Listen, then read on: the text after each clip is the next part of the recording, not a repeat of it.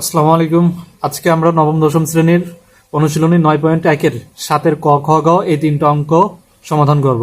তো দেখো 7-এর ক নম্বরে কি বলছে, প্রমাণ করো যে sine A by cosec A plus cos A by sec A সমান কত অন। এটা আমাদের প্রমাণ করতে হবে। তাহলে আমরা এলএস দিয়ে বাম পাশের টুকু উঠাই। কি দেওয়া আছে, sine A by cosec A plus cos A by sec A. তো দেখো এইখানে আমরা আমাদের পরের কাজ আমরা কি করব, সাইন যেটা আছে সাইনে এইটুকু আমরা আলাদা করি। সাইন এ ইনটু, দেখো সাইনটা যদি আমরা আলাদা করে দেই, এই সাইনটা যদি আলাদা করি তাহলে দেখো এখানে কিছু নাই, তাহলে কত থাকে অন থাকে, আর নিচে কত থাকবে কসেক এ প্লাস সেম ভাবে এই কাজটা করব, কজ এর আলাদা করে দেবো, ইনটু কি লিখবো ওয়ান বাই কি সেকে। দেখো আমরা যদি সাইন এইভাবে আছে তাহলে গুণ আকার আছে, তাহলে কি উপরে উপরে গুণ হবে, সাইনের সাথে গুণ হবে কার অন, আবার আগের লাইনে ফিরে যাইতে পারতেছি। দেখো আবার কস এ এককে কস এ, আবার আগের লাইনে ফিরে যাইতে পারতেছি। এরপরের কাজ কি দেখো, সাইন এ এতটুকু আমরা রাখলাম। এখন আমরা কি জানি one by cosec A, one by cosec A মানে হইতেছে সাইনে, কারণ সাইন এ এইটার বিপরীত হইতেছে কসেকে। তাহলে আমরা সাইন এ সমান কি লিখতে পারি অন বাই কসেকে, আবার অন বাই কসেকে সমান কি লিখতে পারি সাইনে, আবার অন বাই সাইনে সমান কি লিখতে পারি কসেকে। প্লাস এখানে দেখো কস এ এটুকুরে ঠিক রাখলাম। দেখো অন বাই সেকে, সেকের বিপরীত কে, সেকের বিপরীত হইতেছে কস, তাহলে অন বাই সেকে সমান আমরা কি লিখতে পারি কস এ লিখতে পারি। আবার অন বাই কস এ এটার বিপরীতে আমরা কি লিখতে পারি সেকে। বোঝা গেছে? এখন দেখো গুণ আকারে আছে না সাইন এ ইন্টু সাইন এ, তাহলে দুইটা যদি আমি গুণ করে দেই তাহলে কি হবে sign square A plus same ভাবে এটা আসবে কজ স্কোয়ার এ। আর আমাদের সূত্র কি ছিল, sine square theta plus cos square theta সমান কত ওয়ান। এখানে দেখো sign square A plus cos square এ আছে, তাহলে এটা সমান কত ওয়ান। এটাই আমাদের আর এস প্রুভড।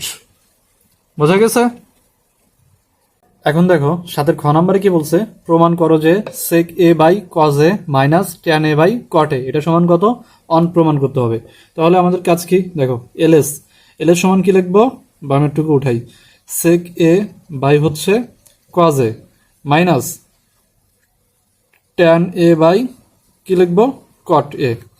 এরপরে কাজ কি, এরপরে কাজ আমরা 7-এর ক নাম্বার যেরকম ভাবে করছি ঠিক সেম ভাবে করবো। দেখো সেক এ যেটা আছে এটার আলাদা করি, ইন্টু এখানে কি লেখা যায় one by cos A minus আবার ট্যান এ এইটুকুরে আলাদা করব, ইন্টু কি লেখা যায় ওয়ান বাই কট এ।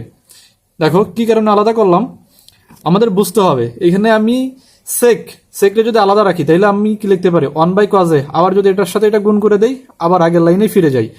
এখন কিভাবে করলাম দেখো, one by cos A, one by cos A মানে কি, ওয়ান বাই কজ এ মানে হইতেছে সেকে, কারণ কি কজ সেকের কি বিপরীত, তাহলে ওয়ান বাই কজ এ সমান আমরা কি লিখতে পারি সেকে। আর সেক দুইটা, এখানে আর একটা সেক পাবো, দুইটা সেক গুণ করে দিলে কি আসবে সেক স্কোয়ার এ। বোঝা গেছে? সেম ভাবে এটার ক্ষেত্রেও ওয়ান বাই কট এ মানে কি, ওয়ান বাই কট এ মানে হচ্ছে ট্যান এ, আমাদের ট্যান এ দরকার কারণ এখানে ট্যান এ অলরেডি আছে।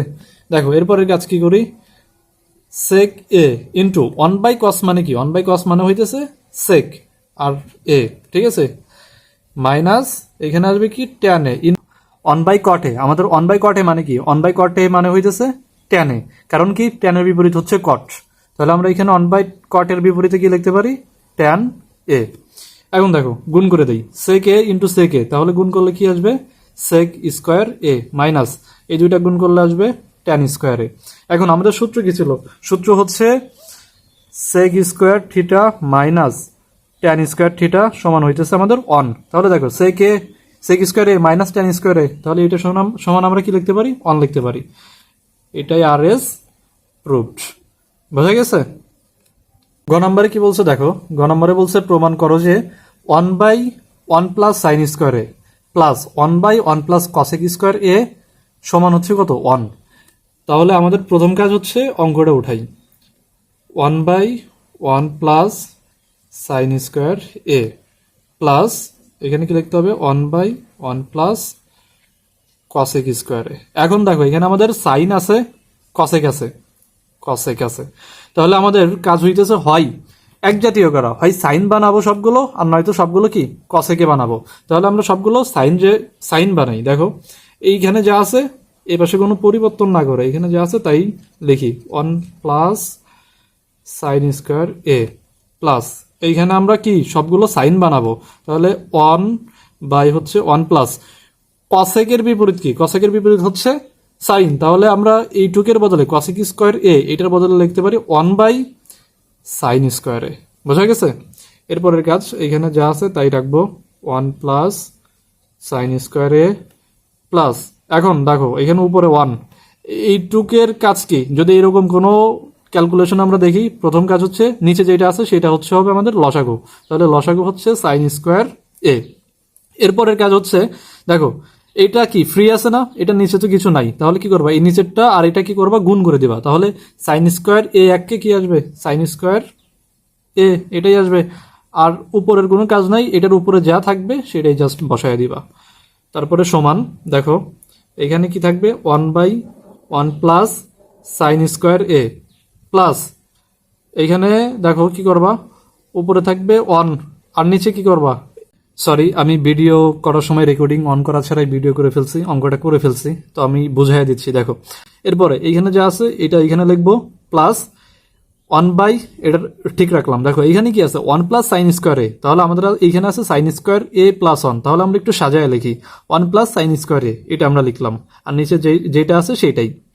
এরপরে কাজ কি করছি দেখো এইখানে যা আছে সেটা লিখলাম, এখন 1 ভাগ এই জিনিসটা আছে, এর মানে কি 1 গুণ যদি আমি এইটা করি তাহলে কি হয়ে যাবে, এটা উল্টে যাবে, তাহলে উপরে যাবে সাইন স্কোয়ার এ আর নিচে আসবে কি 1 প্লাস সাইন স্কোয়ার এ, তাহলে দেখো আর এটার সাথে 1 গুণ করলে কি ওইটাই হবে, তাহলে আমার আসতেছে কি সাইন স্কোয়ার এ বাই হচ্ছে কত 1 প্লাস সাইন স্কোয়ার এ।